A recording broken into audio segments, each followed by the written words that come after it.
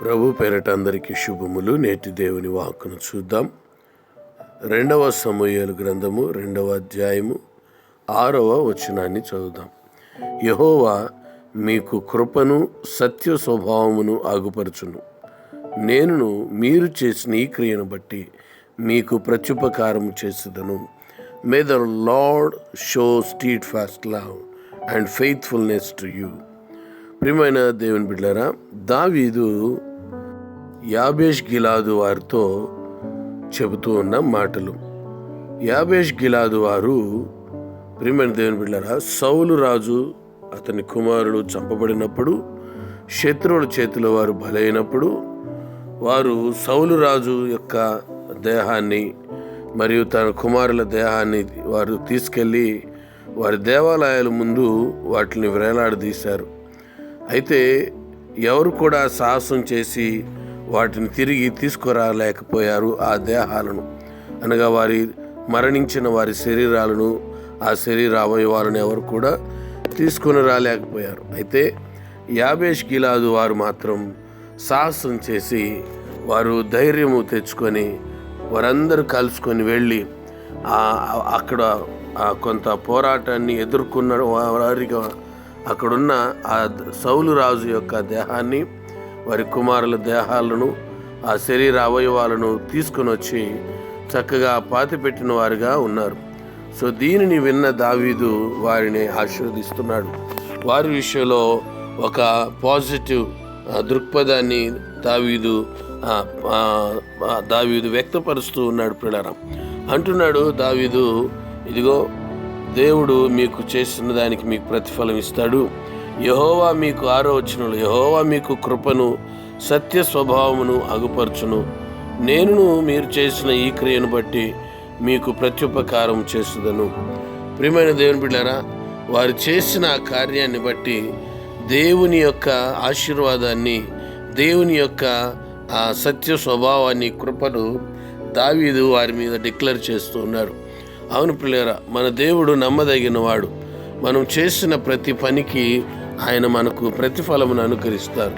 ఒక్కొక్కసారి నీవు చేసిన మంచి పనికి కావచ్చు, నీవు పడిన కష్టానికి కావచ్చు, గుర్తింపు రాకపోవచ్చు, మనుషులెవరు నిన్ను మెచ్చుకోకపోవచ్చు, లేక నువ్వు పనిచేసే ఆఫీస్లో కానీ, లేక నువ్వు పనిచేస్తున్న ఇన్స్టిట్యూషన్ వారి ఆ మేనేజింగ్ డైరెక్టర్స్ కానీ, మేనేజర్స్ కానీ ఎవరు కూడా నిన్ను గుర్తుపెట్టుకోకపోవచ్చు.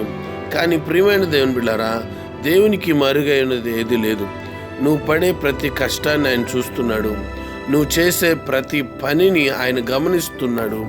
ఇదిగో ఈ లోకంలో ఉన్న అధికారులు, మన మేనేజర్లు, మేనేజింగ్ డైరెక్టర్లు వారి ఇచ్చే ప్రతిఫలం కంటే గొప్ప ప్రతిఫలాన్ని, గొప్ప ఆశీర్వాదాన్ని, అంతకంతకు రెట్టింపు అయిన జీతాన్ని కూడా దేవుడు ఈ లోకంలో ఇవ్వగలడు, పరలోకంలో ఇవ్వగలడు.